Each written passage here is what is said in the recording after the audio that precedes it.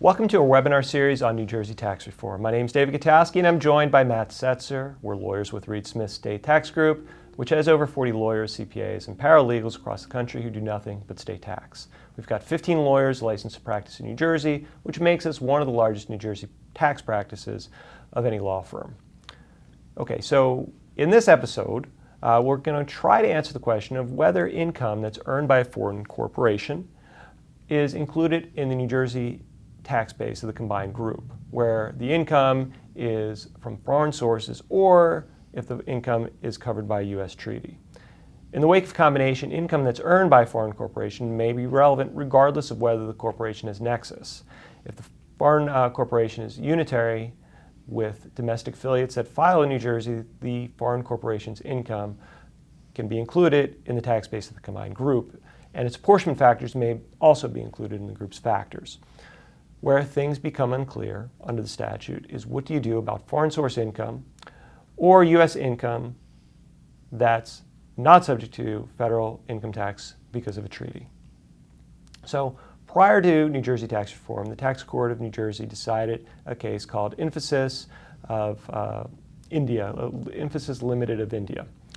In that case, the taxpayer claimed a refund by amending its return to exclude all of its foreign source income, and it also claimed the benefit of a U.S.-India tax treaty. The division's argument was that the taxpayer is required to add back that foreign source income to its CBT because of a statutory provision that required the add back of any specific exemption or credit allowed in any law of the United States. The division's regulation supported its position, but the court ruled that the statutory add back didn't apply because emphasis foreign income, it was protected by a U.S. treaty. And a treaty, according to the court, was not a law of the United States. And with New Jersey tax reform, the New Jersey legislature had a chance to try to reverse that tax court decision. And the legislature then amended the CBT statutory add-back provision to specifically address one of the points made by the judge. So the new statute provides that add-backs required regardless of whether it's a specific exemption. But that's really all the legislature did. It struck one word. So instead of saying, like before, that you add back any specific exemption, now you're required to add back any income that's exempt under a law of the United States. Okay, so is that enough?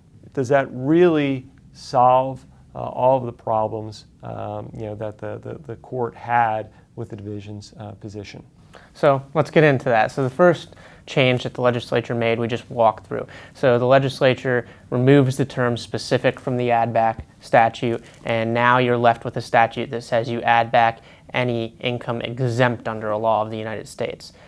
In addition to that, tax reform also, for combination specifically, requires foreign corporations to prepare a profit and loss statement to determine the income to be included in the combined group. Well, even before we get to that, let's go back to the specific exemption. Yep. So if you're a foreign corporation and you've got foreign source income, and that foreign source income's not subject to U.S.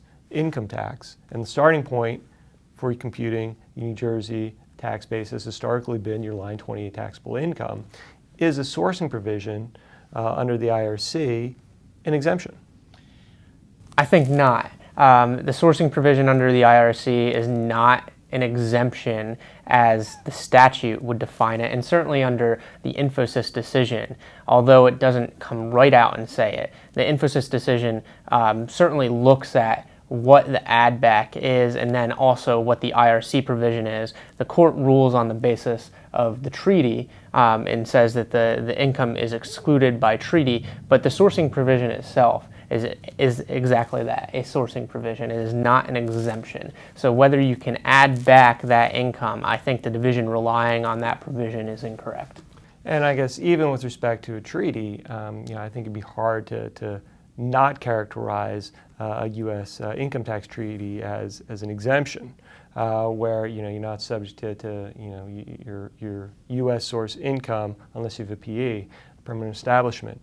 Although that may be an exemption, like you said earlier, that's not provided under U.S. law. I mean, it really is certainly authorized under U.S. law, but it itself is not a tax. It is not a law of the United States that imposes an income tax. The law under the United States that imposes the income tax is found in the IRC, and the IRC itself does not provide an exemption based on treaties.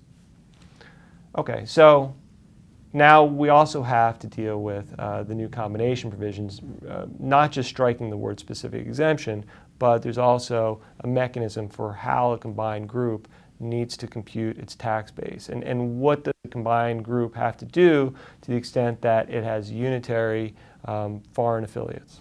So instead of starting with line 28, what the statutory provision provides is that a foreign member, a combined group with a foreign member, shall prepare a profit and loss statement. And now let's compare that to domestic corporations. So in a combined group with domestic corporations, the domestic corporations shall prepare their E&I by reference to the rest. Their entire net income, their tax base. Their tax base by reference to the rest of the Corporation Business Tax Act. So as they usually would prior to combination. This provision, and you look to line 28 for that, this provision for foreign affiliates to prepare a profit and loss statement ignores line 28. So under the old rule, the law that was at issue in emphasis, the old statute that applied prior to 2019, whether you're a foreign corporation or a domestic corporation, your starting point was, your line 28 or your line 29 income that you reported for federal income tax purposes. That's no longer the case for a foreign corporation. They do not look to what they report on their federal income tax return. That's correct. So you have to create a separate profit and loss statement specifically for New Jersey.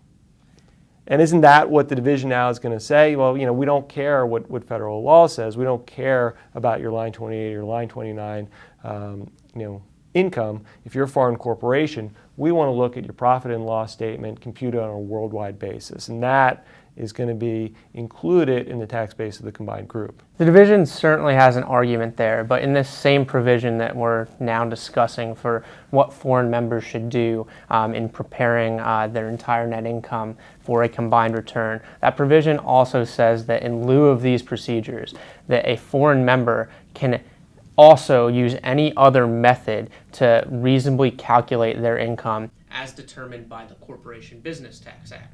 So to calculate income as determined by the Corporation Business Tax Act, you would say that the foreign corporation should not be adding back foreign source income and that they should be referring to line 28 when preparing their entire net income. So that would be the taxpayer's counter argument to the division relying on that position, relying on that statutory provision that taxpayers should include foreign source income in the tax base. Okay, and so to summarize the argument or summarize the position for a foreign corporation. Yes, you no longer have a provision that looks to what you report on your federal income tax return, but your P&L statement that you're supposed to prepare for New Jersey purposes is supposed to align with what you would report based on New Jersey's regular income provisions that apply to domestic corporations. I guess there's one important caveat here. We don't want to give everyone the impression that this is a clear-cut winner and that the division is going to be out of its mind should it start assessing taxpayers. The problem with the statute is that it provides, in lieu of these procedures and subject to the determination of the director, the income is supposed to reasonably approximate the income that would be reported and determined under the regular Corporation Business Tax Act. And that's the rub right here. The director has discretion to make the determination of whether the income on your P&L is aligned with what you would report for under the regular CBT Act. And I guess the question will become, does the division really have discretion to force you to include that foreign source income if if you were to simply follow the regular rules, it wouldn't be subject to tax. That's correct, and certainly in that statutory provision as well, there is not a standard for the director's discretion. Right. So I think the bottom line here is that the division had a series of losses about whether or not foreign source income or income that's protected by a treaty that's earned by a foreign corporation is subject to tax in New Jersey. The solution, the attempt to reverse legislatively the series of cases that went against the taxpayer or went against the division in favor of the taxpayer is not as clean, not as clear as it could have been. And unless there's some sort of statutory change, taxpayers do have a position that their foreign source income and any income that's protected by a treaty remains immune from New Jersey corporation business tax. So that concludes today's episode, and if you have any questions or if you would like a copy of any of the materials that we referenced, please contact either one of us. Thank you for joining us.